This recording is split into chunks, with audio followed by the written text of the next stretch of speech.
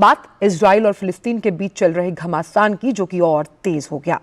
Israel पर Hamas के हमले में अब तक 250 से अधिक लोगों के मारे जाने की खबर है। इजराइल के अलग अलग शहरों में रॉकेट हमलों में जबरदस्त नुकसान हुआ, कई इमारतों में आग लग गई। इन हमलों के जवाब में इजराइल ने गाजा पट्टी पर हमले किए हैं। इजराइल की जवाबी कार्रवाई में 200 से अधिक लोगों के मारे जाने की खबर है। इजरायली सेना ने गाजा के साथ सीमा क्षेत्र के पास के निवासियों से घर के अंदर रहने का आग्रह किया। इजराइल ने कहा कि उसने अपनी आयरन डोम रक्षा प्रणाली को सक्रिय कर दिया। इजराइल के प्रधानमंत्री बेंजामिन नेतन्याहू ने कहा, हमास को इसकी कीमत चुकानी होगी। उसे अंदाजा नहीं है कि उसके साथ क्या होने वाला है। हमास के हमलों पर कई देशों ने इजराइल को अपना समर्थन भी जारी किया है। इस बीच संयुक्त राष्ट्र सुरक्षा परिषद ने आज एक आपात बैठक बुलाई है और इस क्लोज डोर सेशन में हमास के हमले के बाद मध्य पूर्व की स्थिति पर चर्चा होगी।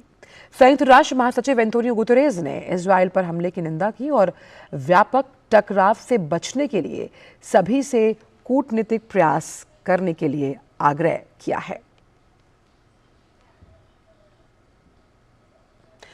भारत ने भी मुश्किल घड़ी में इजराइल के साथ खड़े रहने की बात कही है। प्रधानमंत्री ने सोशल मीडिया पर लिखा कि इजराइल पर हुए आतंकी हमले की खबर से गहरा दुख हुआ। हमारी संवेदनाएं और प्रार्थनाएं निर्दोष पीड़ितों और उन परिजनों के साथ हैं। हम इस मुश्किल वक्त में इजराइल के साथ दृढ़ता से खड़े हैं।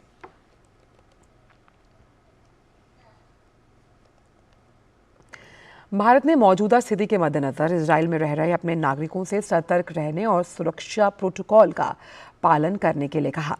इजराइल में भारतीय दूतावास ने परामर्श जारी कर भारतीय नागरिकों से अनावश्यक आवाजाही से बचने और सुरक्षित स्थान के पास रहने की सलाह दी है। और आपात स्थितियों में जो नंबर्स जारी किए गए हैं वो 9723522648 है।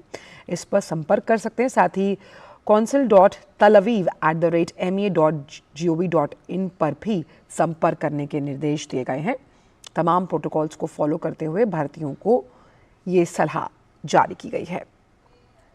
और इसी बड़ी खबर पर बात करने के लिए हमारे साथ हमारी संवाददाता मेघना देव जुड़ गई हैं। मेघना, सबसे पहले ताज़ा अपडेट आपसे जानना चाहेंगे। इस वक्त अगर इजराइल और हमास के बीच जो ये टेंशन का माहौल चल रहा है, अभी वहां पर किस तरह के हालात हैं और भारतीयों को वहां पर जो प्रोटोकॉल के तहत तमाम एसओपीज जारी किए गए हैं उसमें आगे किस तरह की डेवलपमेंट हुई है?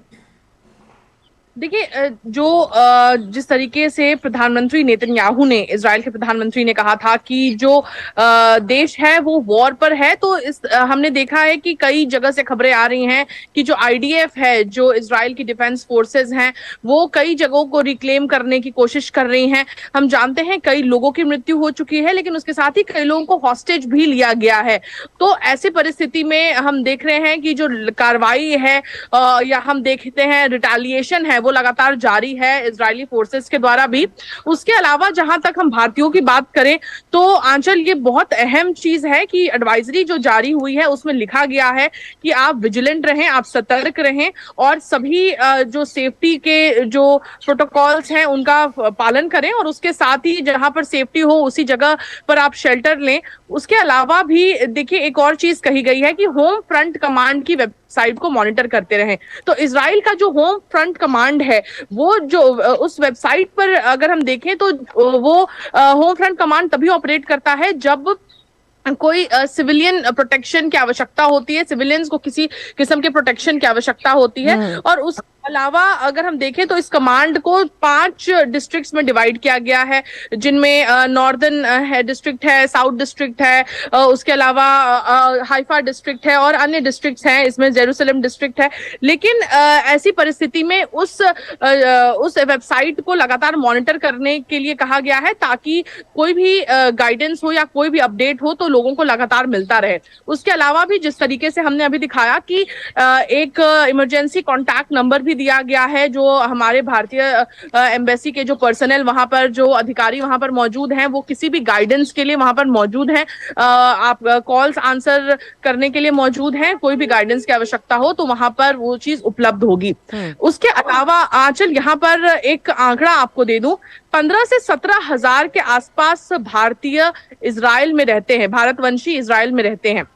उसमें अगर हम देखें तो सबसे अहम बात है, तकरीबन 900 के आसपास स्टूडेंट्स हैं वहां पर, जो डॉक्टरल पोस्ट डॉक्टरल लेवल पर अपनी पढ़ाई कर रहे हैं। उसके अलावा जो लोग हैं वो आईटी प्रोफेशनल्स हैं, कुछ केयर गिवर्स हैं वहां पर, डायमंड के बिजनेस से रिलेटेड कई लोग हैं। तो ऐसे कई लोग वहां इजराइल में रह रहे हैं और उनकी सुरक्षा के लिए भारत ने ये एडवाइजरी जारी की है, वहां की परिस्थिति जो लगातार बिगड़ रही है उस परिस्थिति को देखते हुए।